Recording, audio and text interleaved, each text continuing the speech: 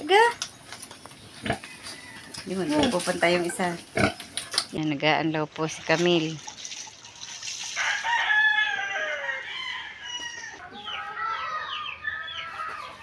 Sa tabi namin.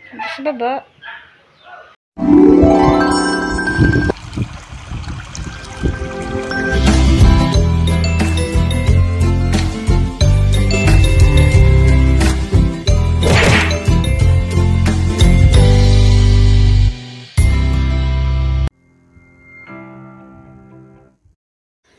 Good morning mga ka-brush up. Panibagong araw, panibagong vlog na naman po tayo. At ngayon po ay ako'y magwawalis na naman po sa araw-araw po na ginawa ng Diyos. Ang trabaho po ay lagi pong iyon. At ako po ay maya-maya pagkapagwalis, mag-iimis naman at magpapakain ng baboy. Nakaalis na po si Tatay Roman, nakapasok na po sa trabaho. Nanganganak na po si Luwa. 12 na po ang nailabas na anak. At hindi pa po naman ay ilabas ang inunan. Ay ewan ko po kung ito ay aanak pa.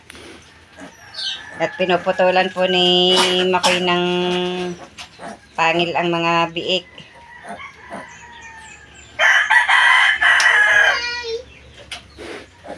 Sana pakakainin ko eh. Napunta-puntahan ko, may ano na, may mga biklot na didinang iba. Yan mo pumunta doon. At yan eh, kawan.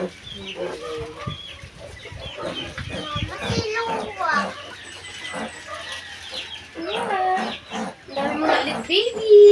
May baby na si Luwa. Bakit? Ano mga nang aray? Baka nahihiya. Baka bad breath pa. Yan, gayan mo.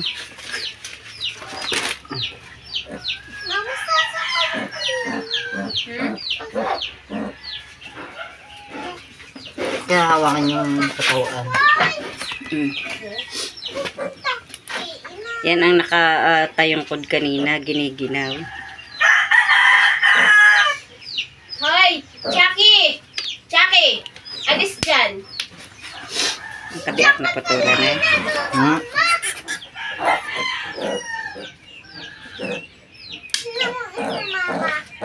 Pati ka ilalim pinuputol mo. Hmm. Nahinga pa mama. Bibi. Malamang. Hindi ko naputulan mo lagi.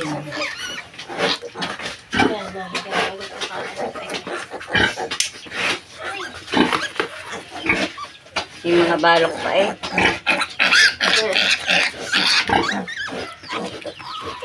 Hindi siya maingay mga anak eh. Kaya hindi nyo na anuhan eh. Ina! Ang inay naman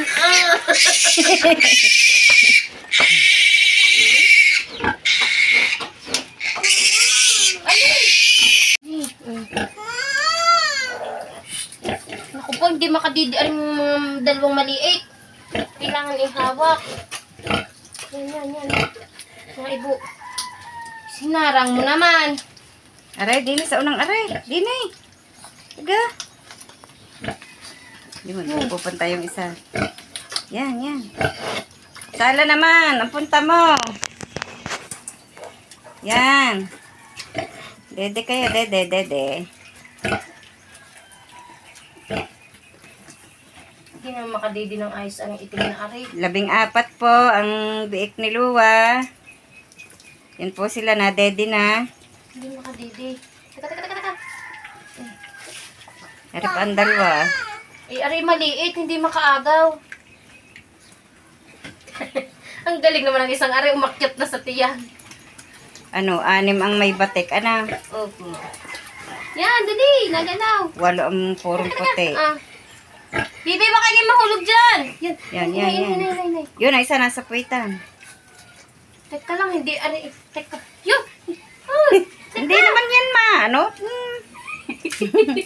baka maipit. Yan, nadulas na. Hindi makadidi yung dalawang maliit eh. Aray. No. Nang hindi maligo mamaya. Yan si Chucky.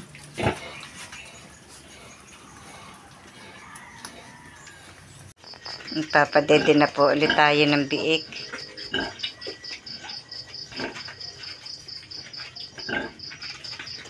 Kailangan pong hindi bantayan ng pagpapadede at kinukuha po yung mga biik dahil hindi po kasya ang mga biik. Hali-halinhinan po silang nadede.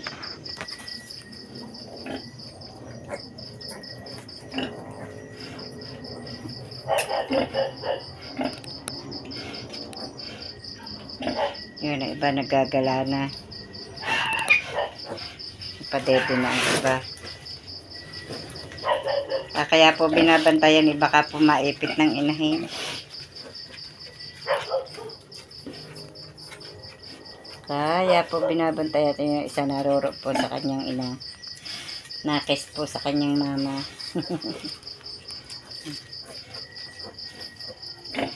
Ang mabusog ni gumala na ng gumala yun. Ang isa na doon.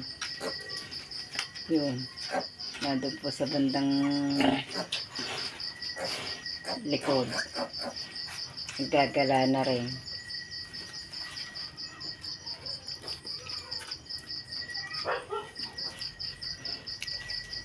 Mga busog na. Kaya po nagagala na.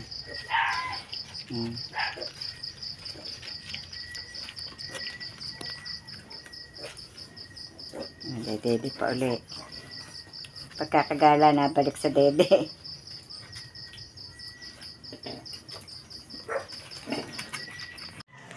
Ito po yung karugtong ng vlog ko po kahapon at ako po yan may pangabit na naman po akong gulok.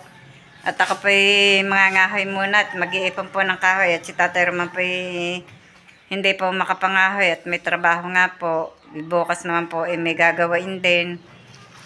At yan po si Camilo. Naglalaba po siya. Dahil di po ba may nababalitang total eclipse sa Lunes. Ay pinalabhan ko na po yung mga malibag namin at mawawalan daw po ng power at saka mawawalan po ng tubig dito sa amin. Kaya po pinalabhan ko na po yung ilang malibag namin dito. Ako po muna yung mga ngahoy habang mainit pa po at kuwan, baka po makaulan may hinog pa na papaya doon. Kitang-kita ang hinog ng papaya. Yun po. Oh. Sa awa po ng Diyos, maganda pa ang panahon. Pero para pang kulimlim doon. Dito po lang. Ikaiba po ang ng init. Sobra pong tingkad ng ng init ngayon. Yun po, naglalabas si Camilo. Yan ang hilera ang kanyang anlawan. May ilan pa rin bulaklak aring natitira aring orchids kung ari. Teka, ang aking palang pambilad, hindi ko napapalabas. Yung pong aking paminta at saka binhing patani. Lalabas ko muna para po makautay-utay ng pag na init-init pa. Nakapagpakain na po ako ng isda kanina. Marami po akong gawain ngayon. Nadagdagan po ang aking gawain. Gawa po ng pagpapadede sa mga biik. Alangan pong hindi bantayan dahil po baka po maipit ng inahin. Ikadami po pati. 15 po yung pinadededing yun. Hindi po kasya sa dede ng inahin. 14 po ang dede. 15 po ang biik. Hindi pinagpapahali-halinhinan po. Yan ang aking mga halaman. May mga bulaklak pa rin. Hindi pa po na uubos ang bulaklak.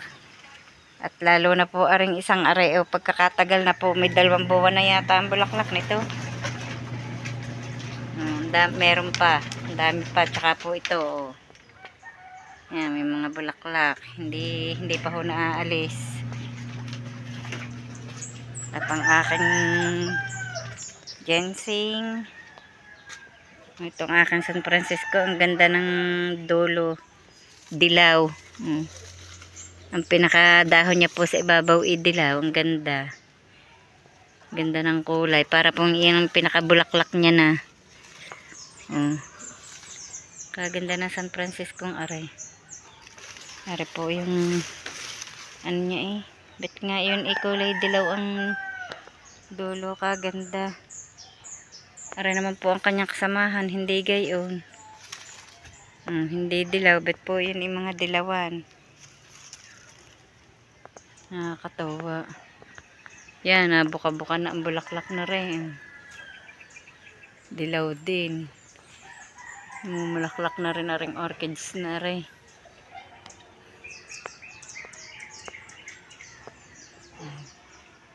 Nagpubulaklaka na po ulit ang mga orchids. Arap mong orchids na rin. Yung nabali po ang nauna. Yan, meron na po ulit. Mumulaklak na po ulit. Orchids ko. Lalo na po ang ganda. Ang ganda ng bulaklak. Medyo maluag-luag po dito sa likod na ito. At nilinis ko nga po ang likod bahay na ito. Nalis ko na po yung iba dining kuwan.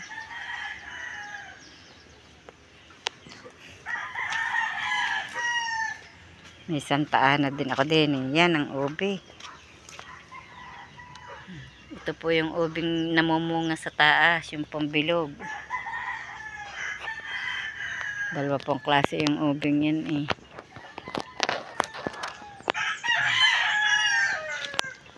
Nakaw, kinaykay ng manok ang puno noong halaman kong ayun. Tini po yung maluag din. At nilinis po ni Tatay Herman yung inayos. Tinamnan po ng mga kakawate. Binakuran. Dito po namin iniipon ng aming mga lata. Para po hindi kalat. At tsaka po yung mga bote. Dahil kung halimbawa pong may mamimili, di nila lang po kukunin. Yan, mga plastic. Ipon po namin din sa likod bahay. May antorium pa ako din. Iniipon ko po din sa likod bahay. Ako po muna yung mga ngahoy na. May bulaklak din pala ari. Mga bulaklak na kulay dilaw. Ang dami. Malalaki na rin po ang langka. Wala po uling namimili. Nahihinog na nga po yung iba. Yan, mahinog. Hindi po naman makukuha. Mataas. May mga hinog May mga hinog na langka. Yan, nag-aanlaw po si Camille.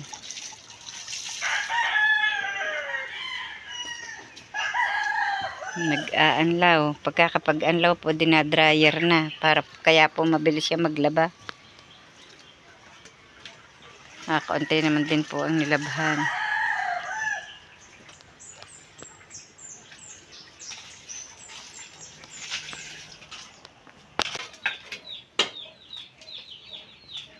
Pagkatapos ko pong magpadidi ng mga biik, ari pong kinahoy ko siniba ko na at lalagay ko po din sa taas ng kahoy para po madarang.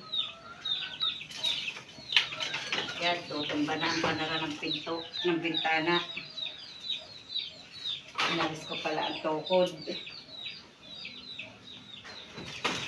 Wala pa po itong panarang ayos. Hindi pa po naigawa. Kaya tinutukuran ko pa.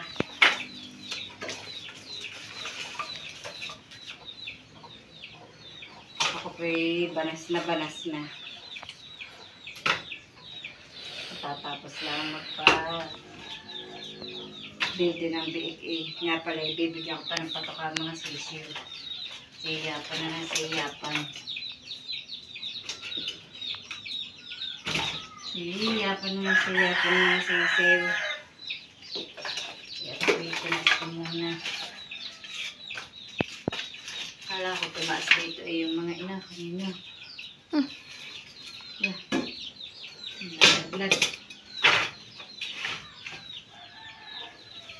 Kakaunti po ang aking nakahoy. Hindi po makadala ng marami.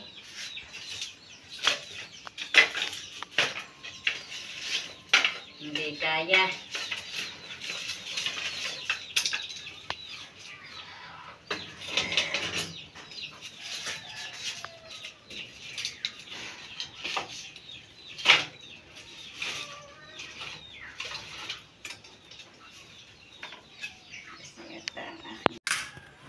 Ako po'y mag-aalmasal po muna. Kain na po kayo. Yan po ang aking ulam, oh. Pritong itlog. Kapo ito ang kanin ko. Maglalagay na lamang po ng ketchup. Wala pa pong magulay eh. Wala pa pong magulay.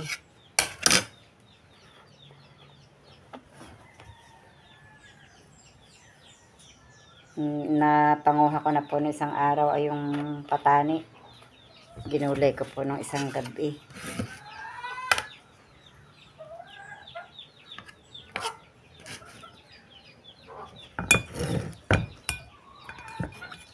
Hapon na pala ang aking almusal. Hindi ko na po namamalayan ng oras eh. Dami po ng gawain.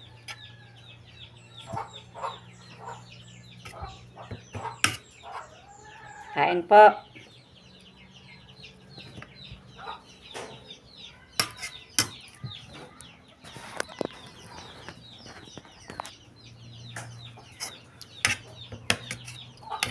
Pritong itlog. Nagluto po nito si Camille. Pagkatapos po niya maglaba ay niluto ang itlog.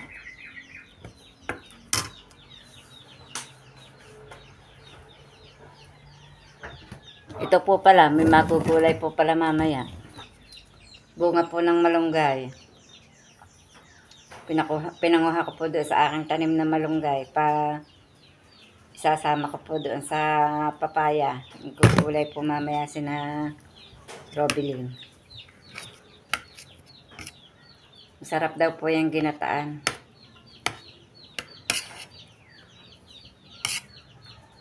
Hindi pa po ako nakakatikim ng gulay na ganyan bunga ng malunggay.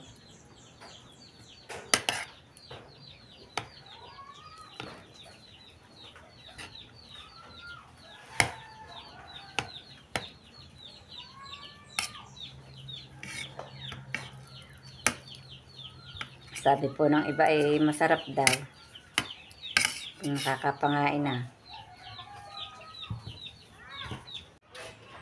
Nagmimerienda po si Camille. May dalang tinapay si Tatay Roman, oh. Yan. Pandesal sa hapon. Tatay Roman, nasaan? Nagpapatoka po pala ng mga manok si Tatay Roman. Yan po, nasa may sisiw. Binibigyan ng mga patoka ang sisiw. Ako po na may nakapagpakain na rin ng baboy. Aba, ang kalamyas. Tabi po. Ang dami na naman ng bulaklak. Hanggang dulo na naman. Ang bulaklak ng kalamyas. Oh, hanggang ilalim, oh. Mula puno hanggang dulo eh. Naglalagay po ng patokado sa tangkal. Tapos sa tandang.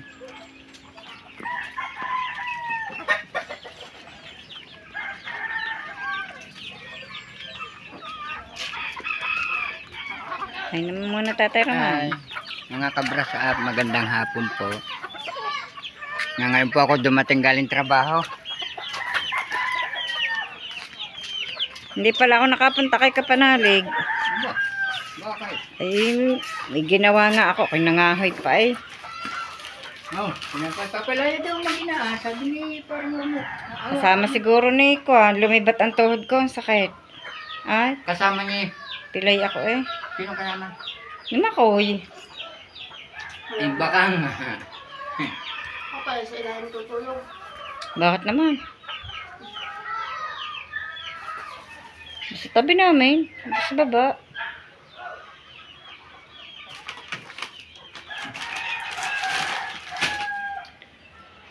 Mga yung pala yung uuwi din eh.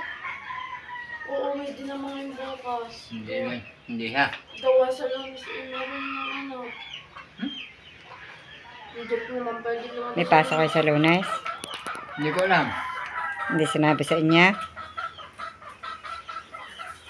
Hindi makikiramdam. Alas 11 daw ang ano Ah, ang eclipse. kala ko umaga. Alas 11 nga, ang umaga. Magandang hapon mga kabrasap. Hanggang dito na lamang po muna muli ang aming vlog at marami pong salamat sa patuloy niyong pagsubaybay hanggang sa dulo ng aming vlog.